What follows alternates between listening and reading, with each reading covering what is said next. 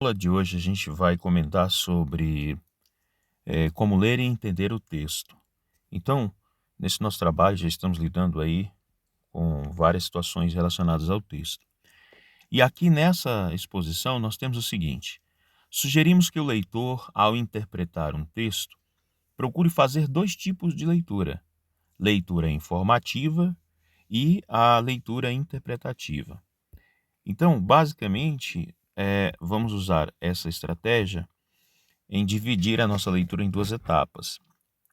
E aí nós entendemos aqui, conforme o texto pela leitura informativa, aquela primeira leitura, tá? Corrente, sem interrupção, para que se tenha um conhecimento do conteúdo, do conjunto textual, sem preocupação com os pormenores do texto. Porque a finalidade dessa leitura informativa é de tomar conhecimento do assunto como um todo, de forma geral. É onde você vai fazer o apanhado da ideia principal, da mensagem principal do texto. Já dentro da leitura interpretativa, nós subdividimos isso em duas etapas. Nós temos a leitura seletiva e a leitura crítica. Então, nesse segundo momento, eu já trabalho com a intenção de compreender melhor os dados, as ideias, confrontar com a opinião minha e de outros e assim por diante.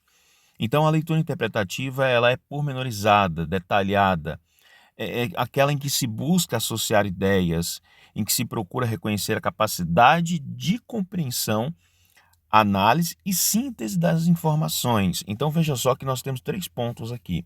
Nós lidamos com a ideia da compreensão, nós trabalharemos com a análise do texto e, de certa forma, precisamos sintetizar as informações.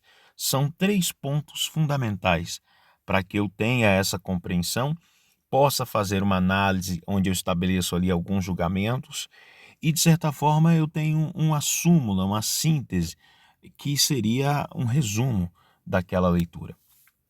Na leitura seletiva, de certa forma, nós vamos procurar identificar dentro de cada parágrafo a palavra-chave. E nós já trabalhamos isso em outro momento, sobre a organização do parágrafo, sobre as frases que organizam um parágrafo, qual é a palavra-chave, o núcleo dessa estrutura e o que está organizado em torno dele. Pois é em torno dele que o autor normalmente desenvolve a ideia principal. A palavra-chave se situa na sentença tópico, que nós já trabalhamos de certa forma como tópico frasal, que quase sempre é a primeira frase do parágrafo. Então, lembrando que essa frase pode encabeçar, iniciar o parágrafo, mas não necessariamente tem que ser a primeira frase. E dentro da leitura crítica, nesse tipo de leitura que exige de mim uma visão mais abrangente em torno do assunto que está sendo focalizado, eu vou ler de forma crítica e significativa, procurando reconhecer a pertinência dos conteúdos apresentados. Então, nesse ponto aqui, onde eu já começo a trabalhar uma certa criticidade em relação ao texto, eu começo a usar o resultado daquela análise que eu fiz previamente, e é importante eu ter noção dessa síntese da informação para que eu possa ir confrontando esses dados ou as ideias que ali são apresentadas.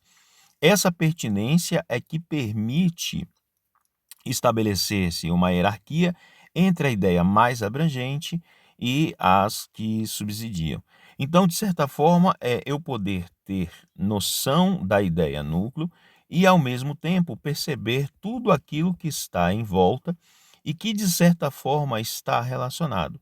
Então, só assim é que eu posso trabalhar com ideias adjacentes a essas ideias secundárias que estão em torno da ideia principal e não perder o foco na mensagem que ali está sendo apresentada.